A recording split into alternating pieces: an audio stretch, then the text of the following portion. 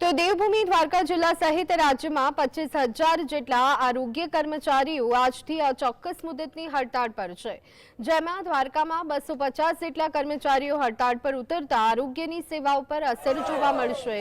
Grade pay, નિયમિત વેતન, technique staff ગણવા જેવી વિવિધ પડતર માંગણીઓને લઈ અને આરોગ્ય કર્મચારીઓ હડતાળ પર ઉતર્યા છે।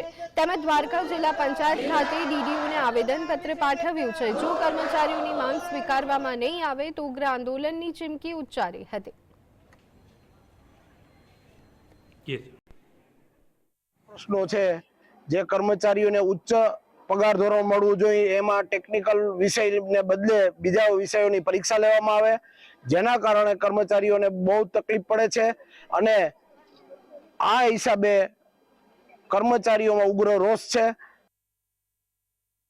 કે અમે ટેકનિકલ કેડરમાં આવીએ છીએ તો સરકાર અમને ટેકનિકલ કેડરમાં ગણી અને અમારી જે પગાર વિસંગતતા છે તે દૂર કરે।